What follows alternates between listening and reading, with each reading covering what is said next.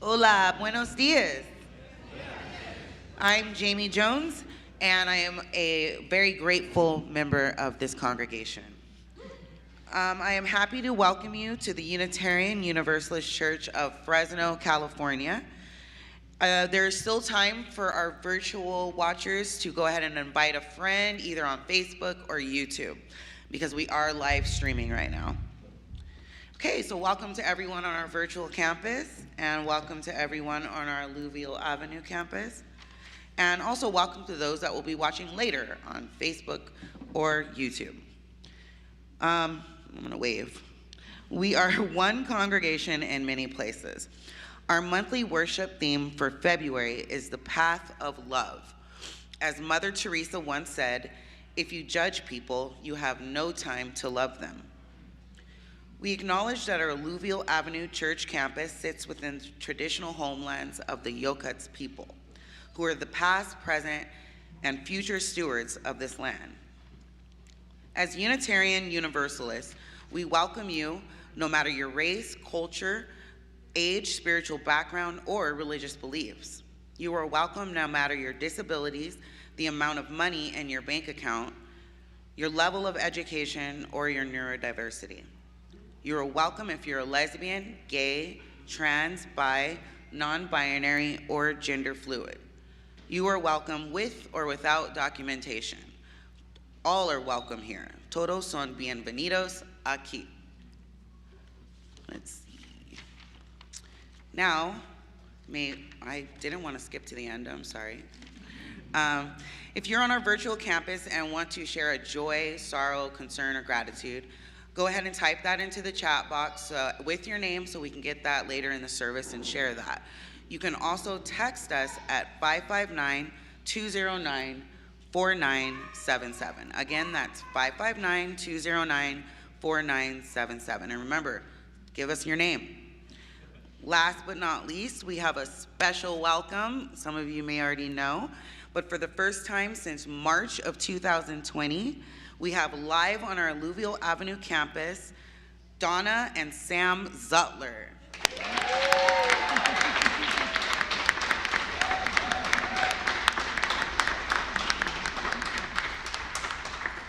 Also, this month Sam is celebrating his 100th birthday.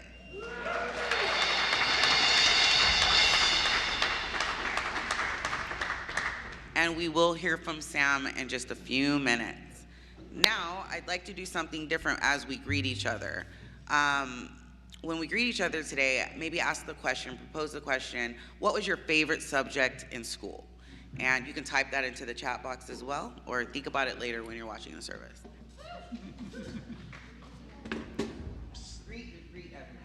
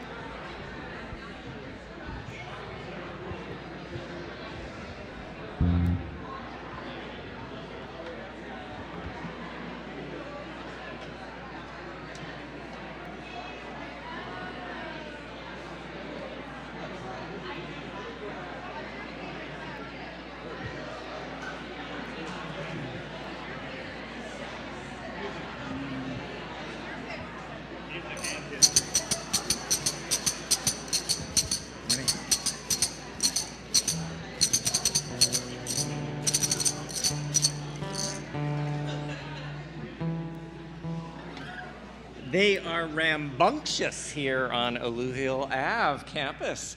Good morning, everyone. Buenos dias. Mi nombre es Timoteo, and my pronouns are he, him. as we prepare to enter into the sacredness of us being together, as we prepare to celebrate 100 years of living for Sam, as we also prepare to explore the origins of Satan in our sermon, let's let the sound of the teen shop carry us to that quiet place within.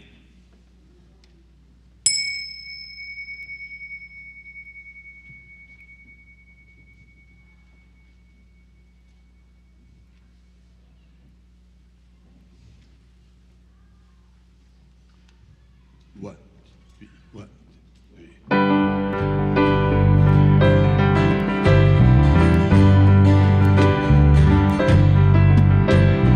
Oh, below me I feel no motion, standing on these mountains and plains, far away from the rolling ocean. Still my dryland heart can say, I've been sailing all my life now. Never harbor or port have I known. The wide universe is the ocean I travel, and the earth is my blue boat home. My trail,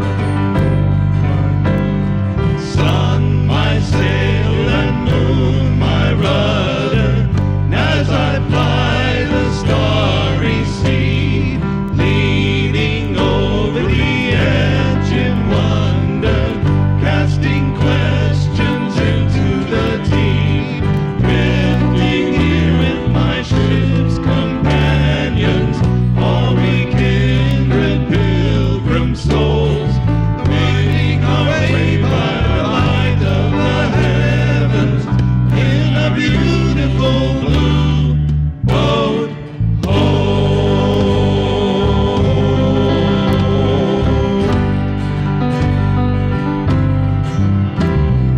I give thanks to the waves upholding me, hail the great winds urging me on, read the infinite sea before me, sing the sky my sailor's song. I was born upon the fathoms, never harbor or port have I known. The wide universe is the ocean I travel, and the earth is my blue boat home.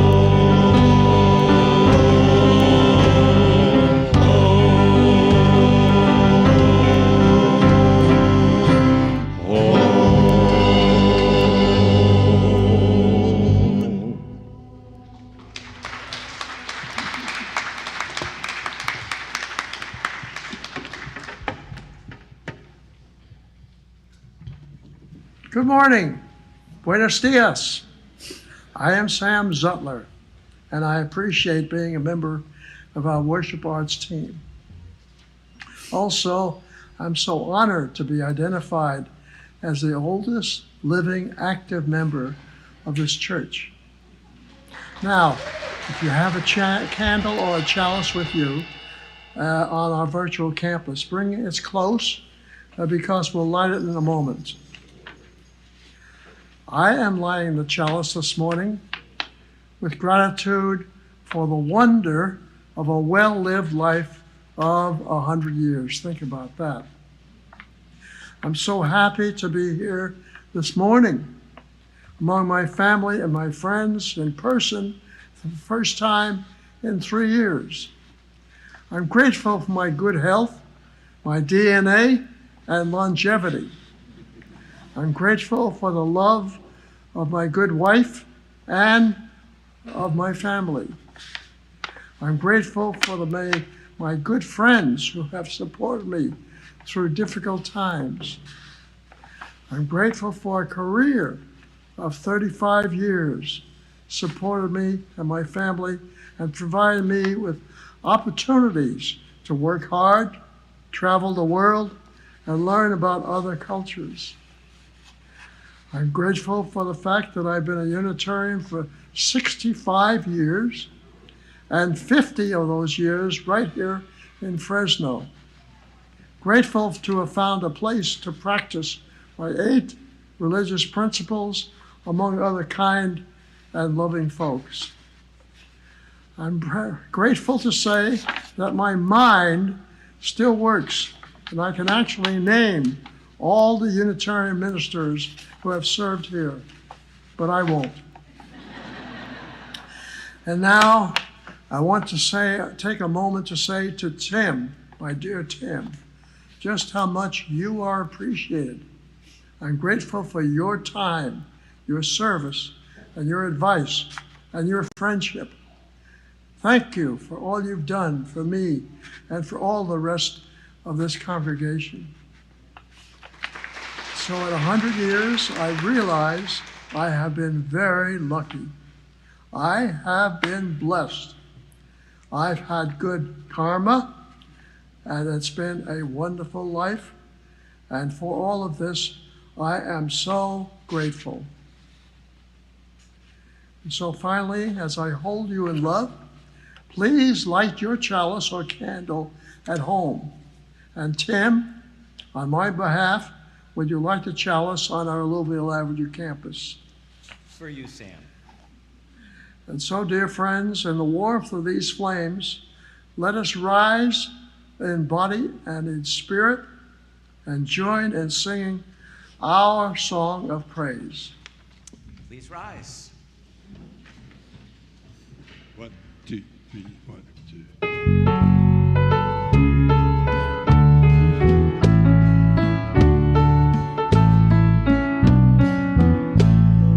We'll build a land where we bind up the broken.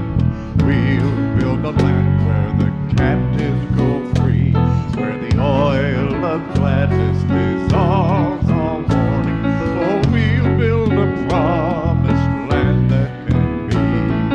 Come, build a land where siblings in spirit, anointed by God, may then create peace, where justice shall roll down like waters, and peace like an ever-flowing stream. We'll build a land where we bring the good tidings to all the afflicted and all those who mourn, and give them garlands instead of ashes. Oh, we'll build a land where peace is born.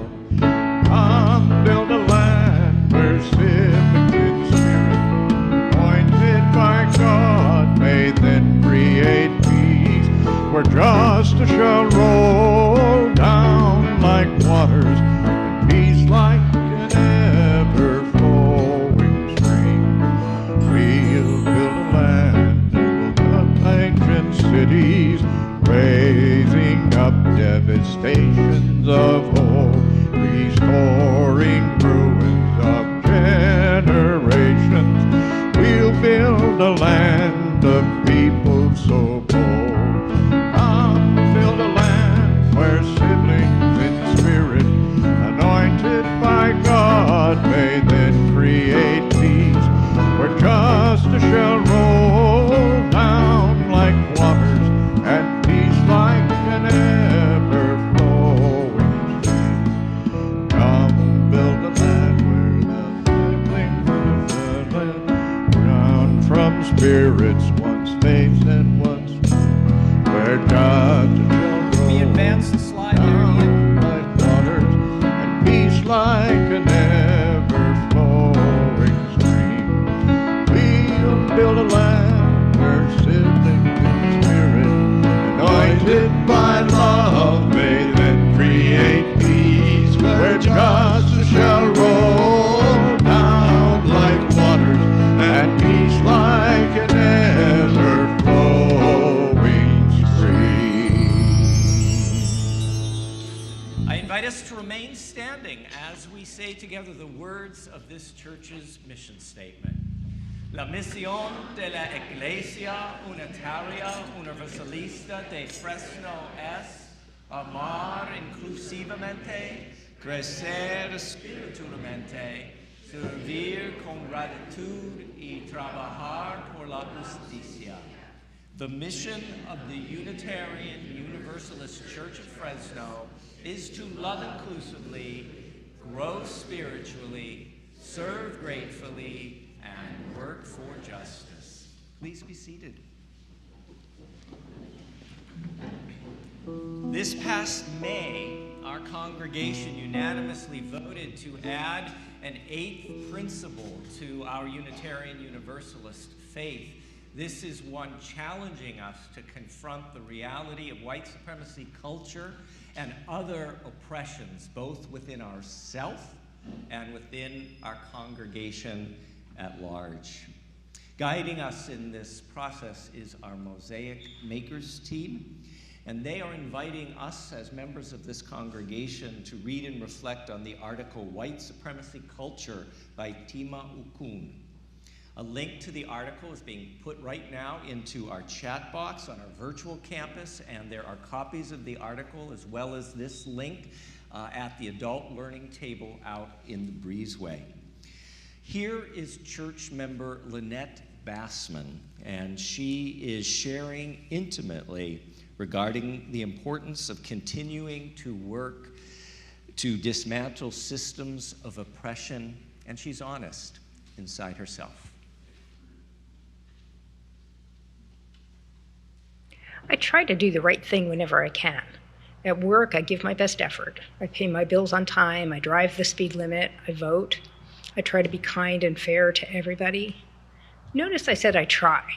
Treating people with respect and dignity, no matter how much they differ from me, is something I really want to do. But what I'm finding out is that it's harder than I think it is, and wanting it isn't enough. Here's an example. I'm a psychotherapist, so after every session, I write a progress note. About a year ago, a long-term client told me that she wanted to start transitioning to a female body. She had a name picked out. So that day in my note, I started using the female pronouns in her new name. But when I was reading that note in preparation for the next session, I found out that I had inadvertently used the male pronouns a couple of times. So I buckled down and tried harder. Some time has passed, and still sometimes I get it wrong. Every time I'm pissed at myself for it.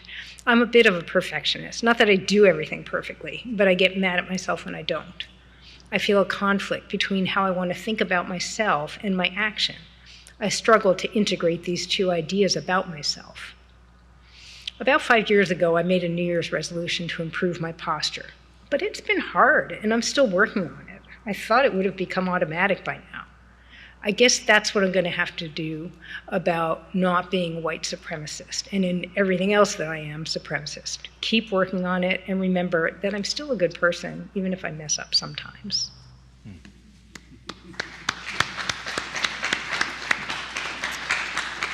So, into that vulnerability that Lynette invited us into, I invite us to take in a breath, breathing in peace, holding a moment, breathing out love.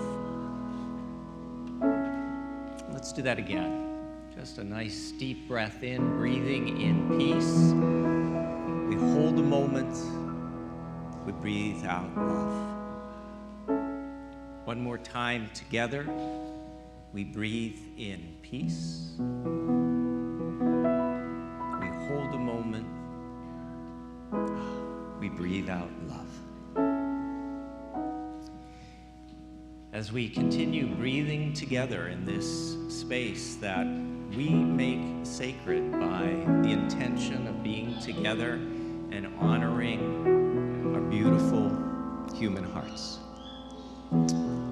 As we breathe, allow the breath to carry us back over the last week, the last 7 days, the gift, the true gift of being alive.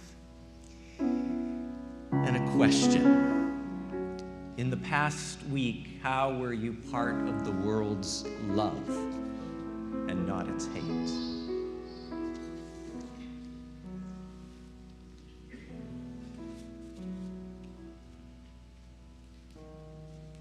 Each week we create space in our service to really honor our humanness and honor everything that we brought with us this morning. Our joys, our sorrows, our concerns, and hopefully at least one thing that you feel grateful for. Some of us in the chat box or using a text from our virtual campus submitted to us what's in their hearts. Others of us stop at the small table at the entranceway to the church sanctuary on Alluvial Ave and write it down on a small card. Here is a bit of what is alive among us and within us today. We celebrate Black History Month, the month of February. Recognize the enormous contributions from Black Americans over the years. We also today recognize that some of us this past week celebrated Imbolc, the halfway point between the winter solstice, or Yule, and the spring equinox, Ostara. This earth-based pagan celebration, Imbolc, means in the belly of the mother, because the seeds of spring are beginning to stir in the belly of Mother Earth. Happy Imbolc. And speaking of celebrations, as you've already heard today, we are celebrating this month the 100th birthday of our beloved elder of the congregation, Sam Zutler. And I think it's time to sing for Sam. So I invite you to rise in body or spirit, and let's sing to Sam. Happy birthday to you. Happy birthday to you. Happy birthday, dear Sam. Happy birthday to you.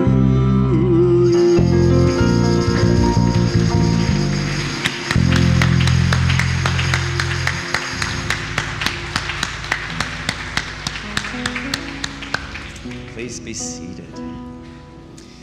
This is what else is alive with us this morning. Bernadette says, surprise! I just returned from a spiritual journey on the California Zephyr, all by myself, from California to Chicago and back. I had so many opportunities to see no stranger. What an adventure. Dinesh has a gratitude this morning. Grateful to have spent the last year showing off our Earth's delicious bounty in a donation of soups. And I can say, as the lucky recipient of that year of soup from Dinesh in last year's auction, oh my gosh, it is the best soup you will ever taste in your life. Amazing. So thank you, Dinesh. Love it. Let's see what else. We have a joy from Christina on our virtual campus for synchronicity. She also lifts up a concern that guns rage in the land. The Lockling family is celebrating the joy. Mom Lockling's 88th birthday yesterday. Christina is feeling grateful for sharing a special time at last evening's celebrating with friends. And we have two sorrows this morning. Someone from our virtual campus who remains anonymous says, our family cat, beautiful blue-eyed Arizona, died. She had a great 14-year life with us. We are bummed. And Lorenzo has submitted a sorrow saying, all the musicians of this church would like to express our sorrow on the passing of Jethro, Mike's amazing dog. Jethro was a constant and loyal presence in the lives of all of us who spent time at Mike's house, and it will be sad not to be greeted by his welcoming bark. Jethro brought love and joy and peace and hope to many, many of us over the years. We'll all miss you, little guy. And so, for all that has been shared, for all that we hold in the sacred silence of our own hearts, and for all those who on this day have no one to remember them, no one to say their name with gentleness or love. We light our candle of community. By our remembering, may we and they be blessed.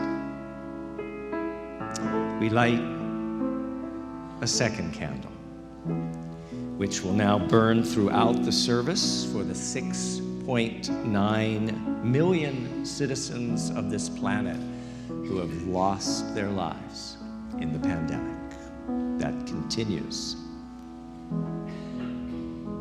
So, in the light of our candles, in the light of our shared love, let's join our voices in our call to meditation, voice still and small.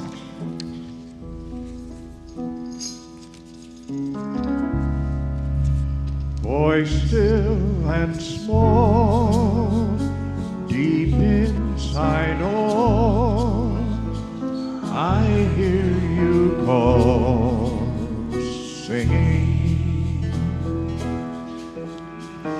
In storm and rain, sorrow and pain, still we'll remain singing, calming my fears, quenching my tears through all the years, singing. Pequeña voz dentro del ser, oigo tu voz cantando. En mi dolor, llanto el terror, siento tu amor cantando. Siempre darás calmas solas en mi pesar cantando.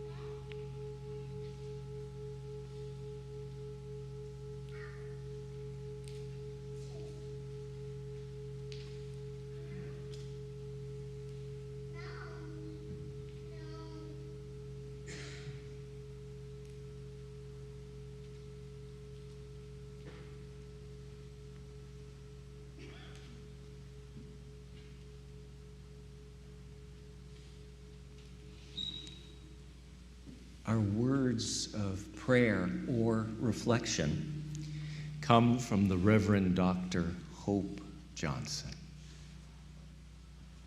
I offer Dr. Johnson's words in celebration of Sam's 100th birthday.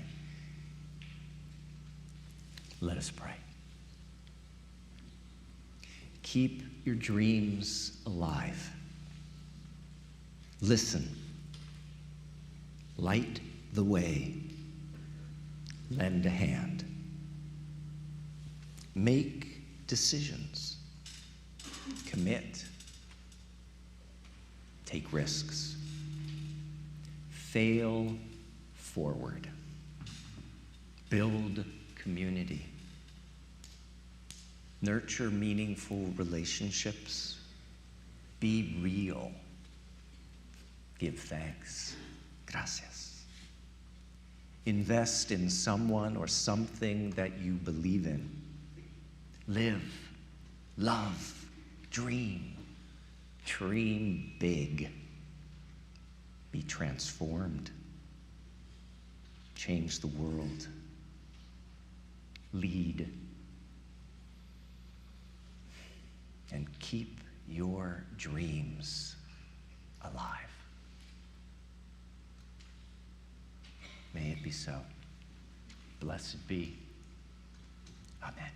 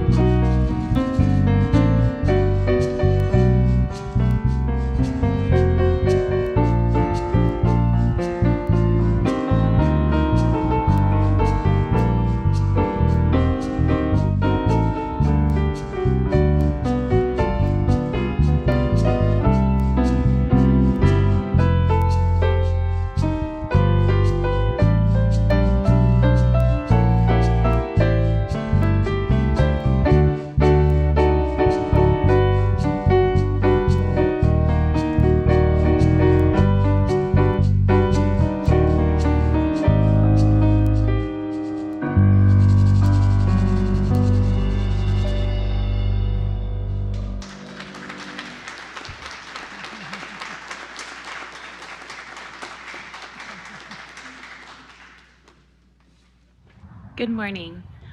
Mi nombre es Karen Polnitz, mi pronombre es ella, y sirvo con gratitud como directora del aprendizaje de por vida.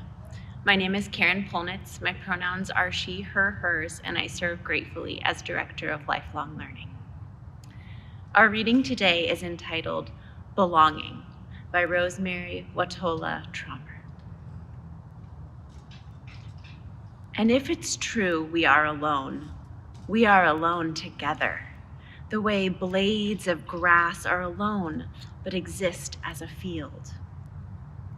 Sometimes I feel it, the green fuse that ignites us, the wild thrum that unites us, an inner hum that reminds us of our shared humanity. Just as 35 trillion red blood cells join in one body to become one blood, just as 136,000 notes make up one symphony, alone as we are, our small voices weave into the one big conversation. Our actions are essential to the one infinite story of what it is to be alive. When we feel alone, we belong to the grand communion of those who sometimes feel alone. We are the dust that hopes, a rising of dust, a thrill of dust, the dust that dances in the light with all the other dust, the dust that makes the world.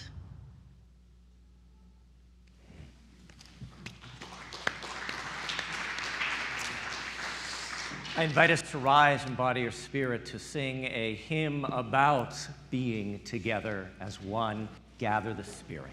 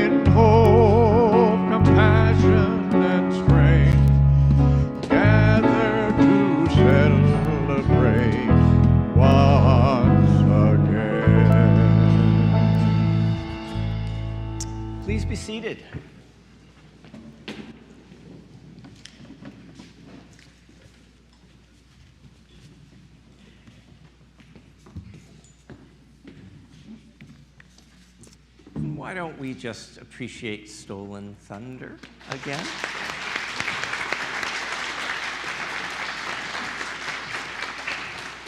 And I gotta say, Lorenzo, your jazz styling is really pretty superb. It's great.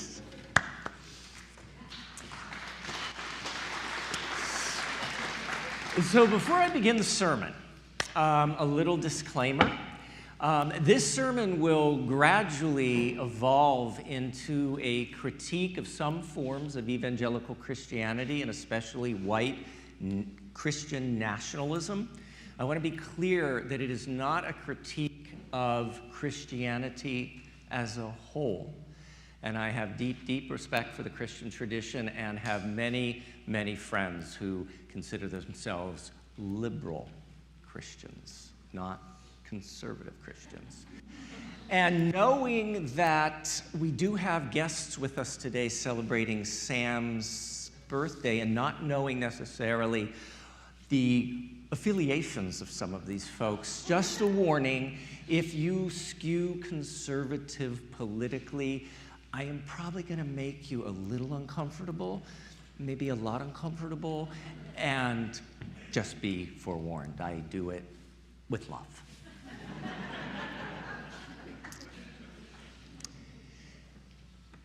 It matters what we believe.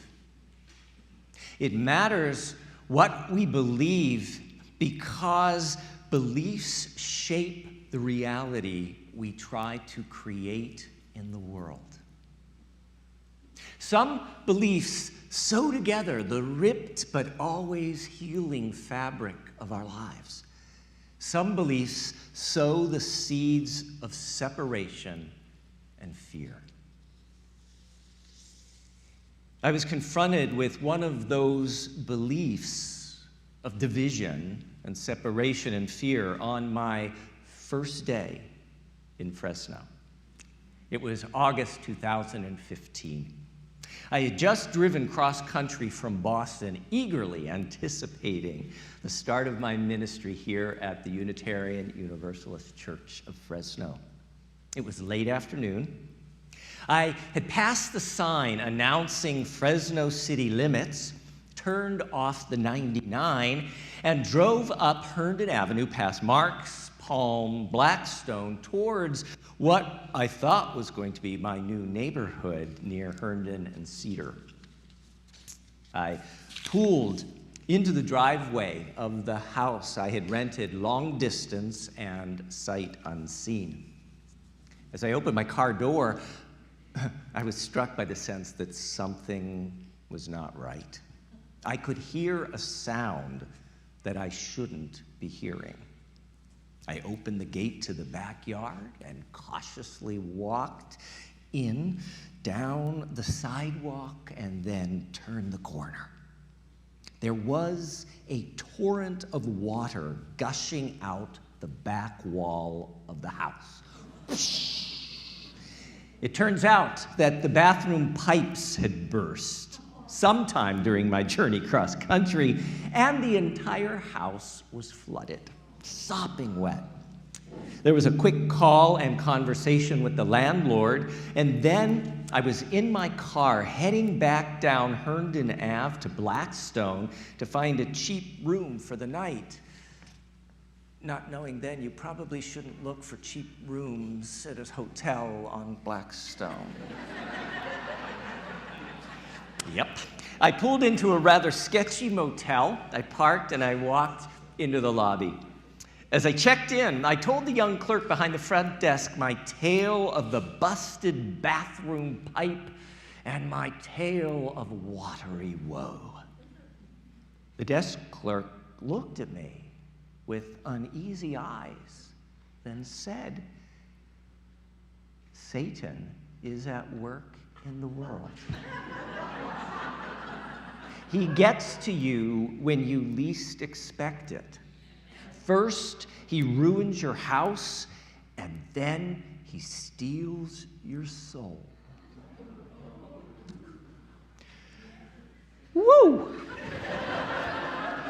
I thought, welcome to Fresno. According to a recent Gallup poll, 64% of Americans believe in Satan. 64% of Americans believe the devil is real.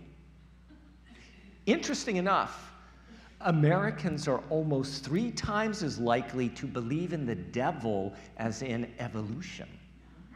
Only 22% of Americans believe that Darwinian evolution is a real and active force in the universe, while 64% believe that Satan is a real and active force in the world. Elaine Pagels, in her fascinating book, The Origin of Satan, makes it clear that Satan is a human invention, a made-up, mythical figure, but one with great psychological significance. Elaine Pagels writes, "I invite you to consider Satan as a reflection of how we perceive ourselves and those we call other." Anthropologist Robert Redfield believes that most people have a worldview limited to 2 different ways of dividing up things: This worldview comes in two pairs, human and non-human, we and they. Further, Redford says, we combine these two pairs so that we equals human and they equals non-human. Now, making this distinction between us as okay and human and them as not okay and not human is perhaps a basic human inclination.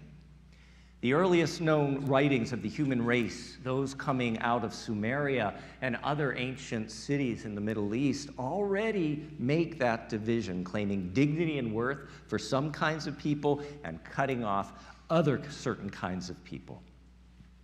We see it later in the Jewish tradition.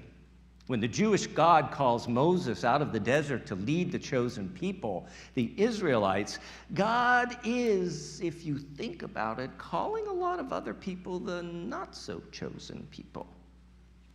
Now, I could live with not being one of the chosen people, but when that outsider status also marks me as one in league with the devil, I get a little nervous. That separation and satanic designation is what happens early in the development of the Christian tradition. And that is what is happening today in this country as a virulent new form of white Christian nationalism gains popularity and power. Now, the idea of Satan emerged in the Jewish world. It was very different from the horned, red-caped doer of dastardly deeds that we picture today. First, in that early Jewish tradition, Satan wasn't even the name of a particular being. Rather, the Satan was a role. And that should be slide 88, I think. There we go. The Satan was a Jewish legal term that means one who opposes or obstructs. The Satan was an obedient member of God's heavenly court. His role was to be a kind of authenticity checker, creating little tests to make sure that the person holds to their faith and their good behavior. This early form of Satan was kind of like, almost like an aggressive Santa Claus, a special being of superior intelligence who makes a list and checks it twice and finds out who's been naughty and who's been nice. Evil isn't one of Satan's qualities, but checking to see if evil is one of your qualities is the job of Satan. But then that role of the Satan began to slowly change in the development of the Jewish religion. As Israel is conquered again and again by outside forces, it must naturally struggle to keep its racial and religious identity from being diluted by all the other cultures and religions that are around them. It does so by drawing a tighter and tighter circle around itself, deepening the separation between us and them. Now, this isn't a judgment, it's simply an historical observation. As ancient Israel secures its boundaries, the Satan slowly evolves into Satan, an angel figure who challenges the power of the Jewish God. For questioning the boundaries of God's law, Satan is cast out of the heavenly court, cast out of the inner circle. The message is clear. If you challenge the norm, if you break with professed tradition, if you question authority, you will be cast out. And so, Satan is tossed down to earth, where he begins his rule, inflicting pain on hapless humans.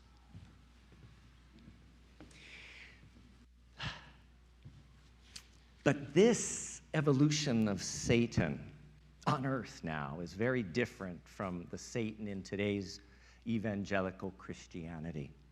This version of Satan does not cause bathroom pipes to burst. Nor is this Satan engaged in a great cosmic battle against the forces of good with the soul of humanity as the victor's prize. Rather, most of the time, this version of Satan has a more domestic agenda. Yes, he's a tempter towards wrongdoing, but most of all, Satan is believed to be the source of human illness, disease, and physical deformity. This Satan functions more like a virus, the COVID-19 of his generation. This Satan is also believed to be the source of various forms of mental illness, which at that time was understood as a person being possessed by demons. Satan as a troublesome physical and emotional health meddler was the belief that Jesus of Nazareth inherits as he begins his ministry in ancient Palestine around the year 30 CE. If we look at the earliest existing stories and myths about Jesus that are found in the Gospel of Mark and written about 40 years after Jesus' death, we see a very human Jesus, no divine Jesus Christ superstar. We see this human being who at the age of 30 feels called to become a traveling spiritual teacher and healer. For 3 years, he travels to towns and villages teaching that love and justice must embrace all people, no matter how marginalized they may be. Jesus, these early stories and myths tell us, also performs remarkable physical healings for those suffering from illness, disease, or disability. For instance, he gives sight to someone who could not see. Jesus is the vaccine to Satan's virus.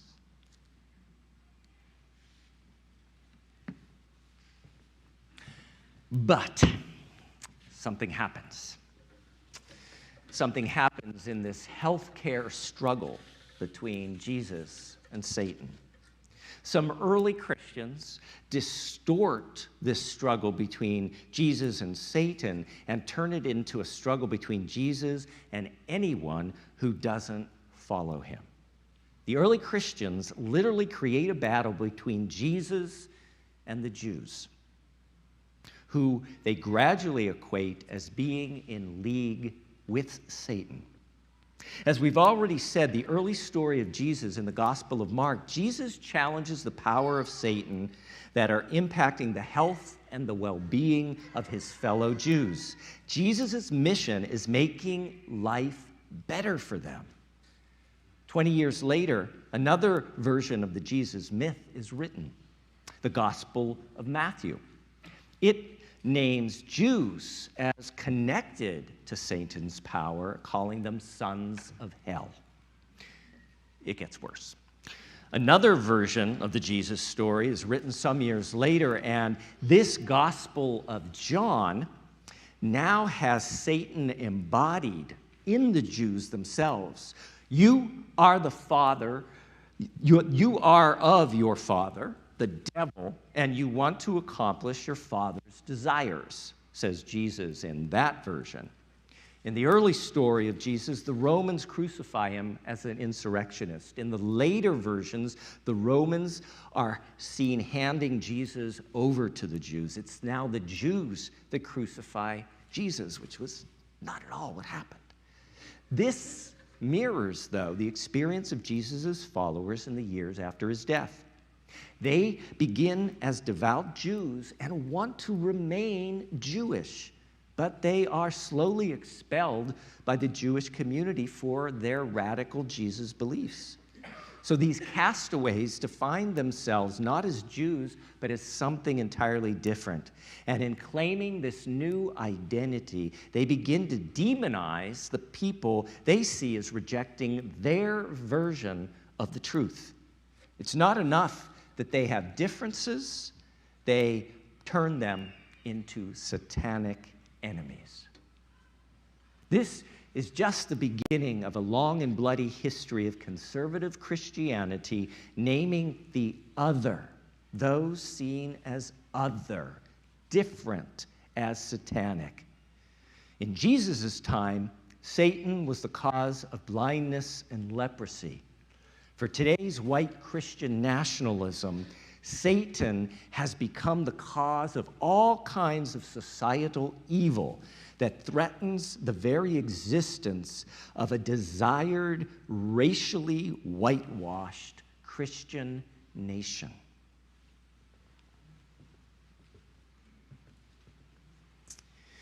For many evangelical Christians today who have either drunk the dangerous Kool-Aid of white Christian nationalism or use it to their political and financial gain, Satan is the source of a constitution that should protect the rights of all people. Satan is the source of the civil rights movement, Black Lives Matter protests, land acknowledgments, and critical race theory. Satan is the source of Florida's AP courses on Black history and the source of wokeism. Satan is the source of feminism and the struggle for gender equality. Satan is the source of Roe v. Wade and easy access to health care. Satan is the source of gay, lesbian, bisexual, and transgender people. Thank you, Satan. Satan is the source of marriage equality, the source of gender-neutral bathrooms and hormone treatments for trans teens. Satan is the source of gender fluidity. Satan is the source of pronouns on our name tags and on Zoom IDs. Satan is the cause of the removal of Confederate statues from places of honor and the cause of liberal or progressive political agenda that believes a government should do more than flex its muscle for corporations and the rich. Satan is the cause of the separation between church and state. Satan is the cause of prayer being forbidden in public schools and evolution being taught in textbooks. We got to get that out of there, they say. Satan is the source of our respect for Hinduism and Islam, Buddhism, and other faiths. Satan is the source of Unitarian Universalism. Satan is the source of NPR.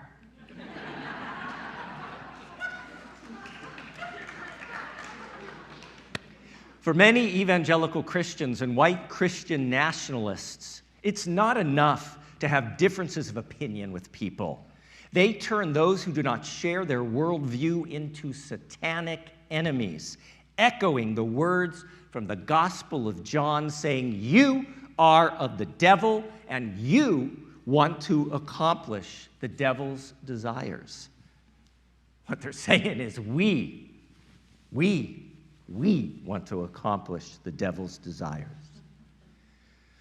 42% of Americans describe themselves as evangelical or born-again Christians. For many of them, not all, but many of them, that designation comes with a set of beliefs about the nature of the world and our mission in it. One that is saturated in superstition and propelled by the very real need to conquer a cosmic satanic force. Seeing this belief guiding international actions by two of our recent former presidents, I tremble. Seeing this belief guiding the actions of some members of our current House of Representatives and Senate, I tremble. Seeing this belief fueling QAnon and many MAGA supporters, I tremble. Seeing this belief bubbling up with a new ferocity in governors' mansions and state houses and in school boards across the country, I tremble. Seeing this belief embraced by some who will seek their party's 2024 nomination in the presidential race, I tremble. Dear ones, it matters what we believe. It matters what we believe because beliefs shape the reality we will try to create in the world.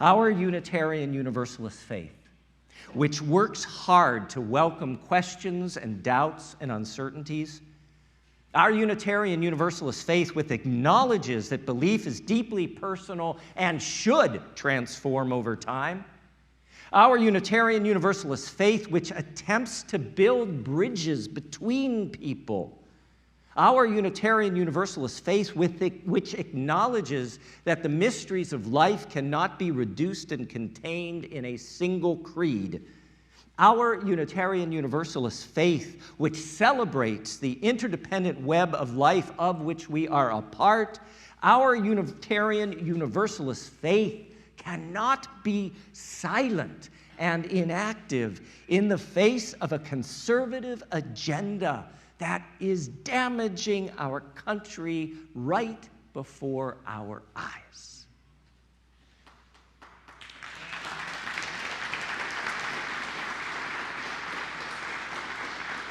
Sophia Foz, a great Unitarian Universalist thinker and religious educator, once wrote, "Some beliefs are like walled gardens. They encourage exclusiveness and the feeling of being especially privileged. Other beliefs are expansive and lead the way into wider and deeper sympathies. Some beliefs are like shadows, clouding children's days with fears of the unknown. Other beliefs are like sunshine, blessing children with the warmth of happiness. Some beliefs are divisive, separating the saved from the unsaved, friends from enemies. Other beliefs are bonds in a world community where sincere differences beautify the pattern. Some beliefs are rigid, like the body of death, inflexible in a changing world. Other beliefs are pliable, like the young sapling, ever growing with the upward thrust of life." It matters what we believe, because beliefs shape the reality we will try to create in the world. Blessed be. Amen.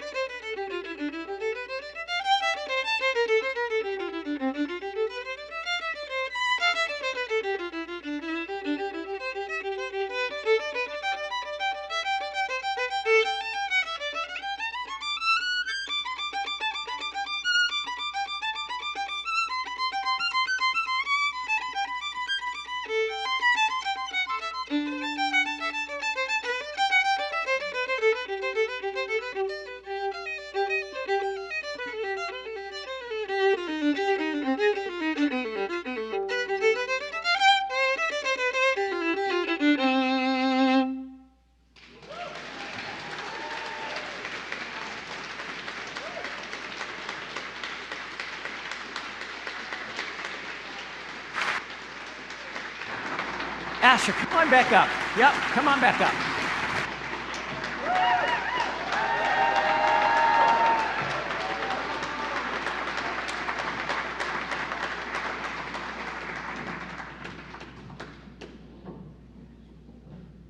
Hello, I'm Karen, she, her, hers, your Director of Lifelong Learning.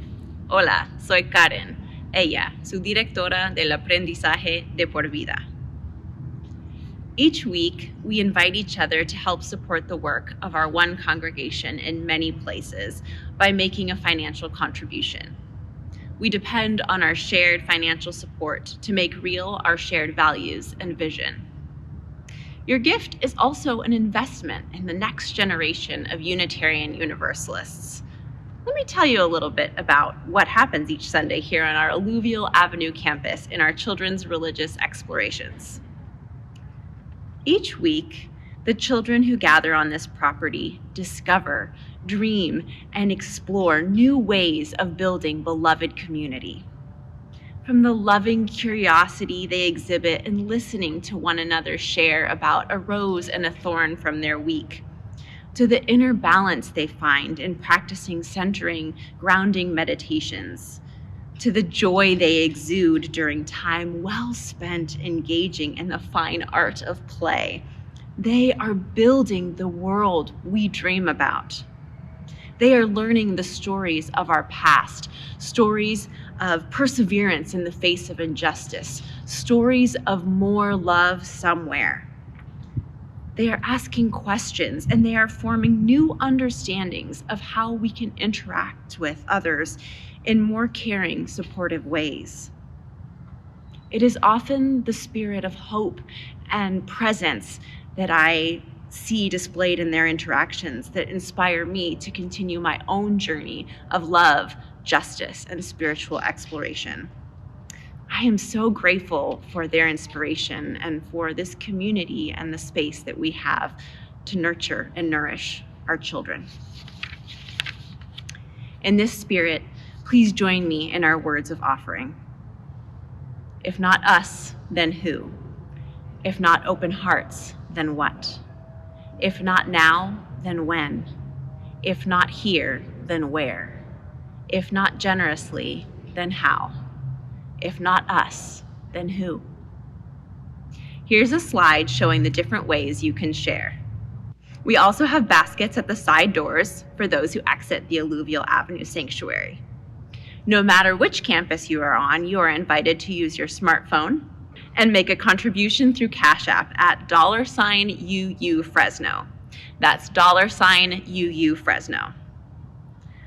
May this church continue to be worthy of the many forms of your gifts.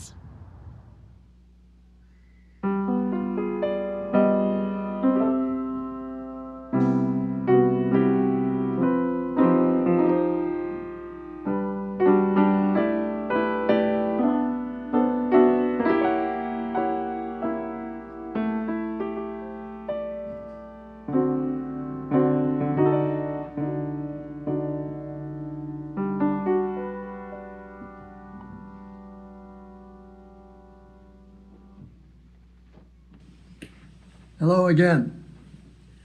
Being here in person this morning in this sanctuary that I love, among my beloved community and family and friends, is a great, great joy. Thank you to Tim and the staff for providing means for me and others who have been isolated during this pandemic crisis to be able to attend the Sunday services from home.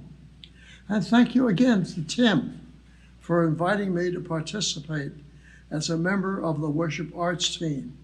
I have felt, even at almost 100 years old, included, respected, and heard. Thank you for that honor. So as we prepare to end our service and enter into our afternoon, please join us in our chalice extinguishing words led by Karen and Troy. Extinguimos esta llama, pero no la luz de la verdad, el calor de comunidad o el fuego de nuestro compromiso. estos los llevaremos en el corazón. We extinguish this flame, but not the light of truth, the warmth of community, or the fire of commitment. These we carry in our hearts. I hold you all in love and light. May it be so. Blessed be. Amen. And Tim, I believe you have a few reminders. How right you are, Sam, but let's hear for Sam.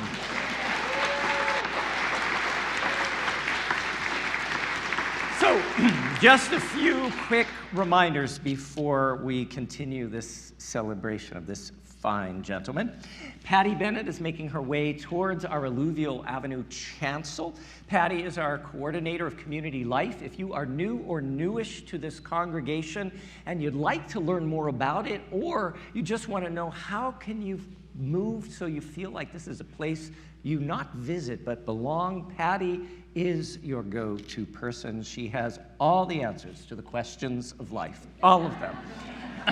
Since there are so many of us here in our Alluvial Avenue Sanctuary, I have to say we are completely full today.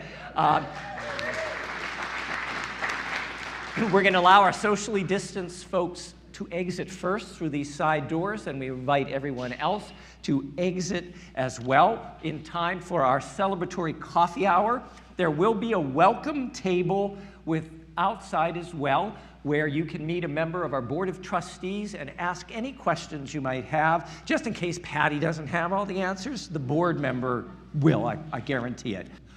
Happening today on our Alluvial Avenue campus, but also on our virtual campus in spirit, will be our 100th birthday celebration for Sam. We'll have a champagne toast, we have some sweets, and we have some music. Sam is going to talk to us, and then an opportunity, if anyone else wants to say anything to Sam through the microphone, to do that as well. But before the celebration begins outside, it is my great joy to introduce you to our auction, which it's love is in the air. I promise that is not a Chinese spy balloon there.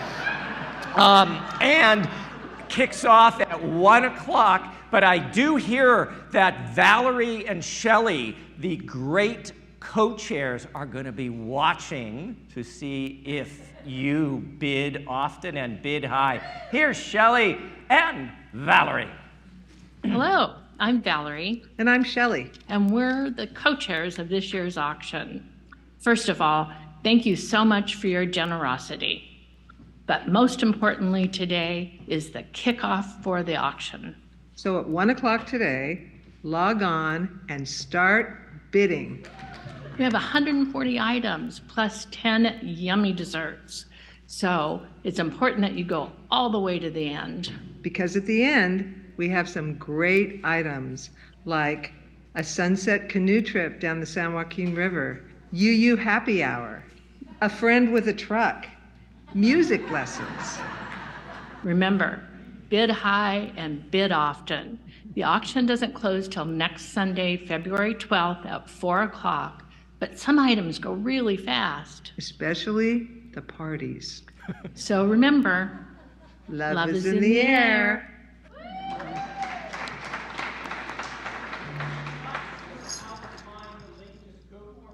You're not sure how to find the link, just go to our website and follow the auction link and you'll be able to register. Last but not least, we do like to take a moment to welcome folks who are here for the first, second, or third time.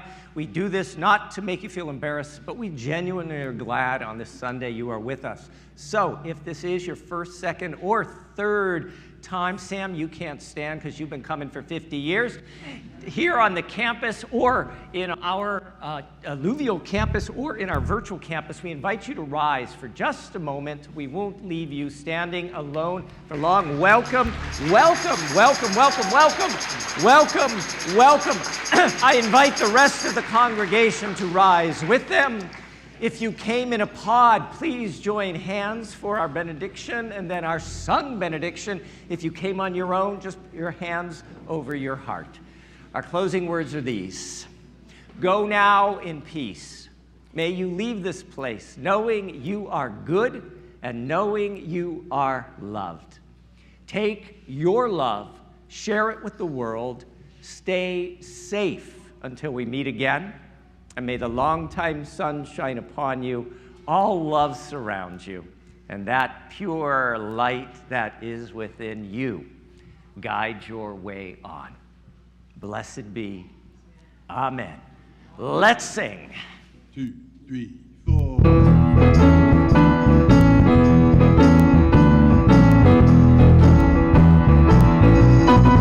May we have safe passage, safe passage. May we have safe passage on our way. Safe passage on your way, wanderer. Safe passage on your way, searcher. Safe passage on your way, sweet pilgrim. Safe passage on our way. May we have safe passage. Safe passage. May we have safe passage. Safe passage on our way.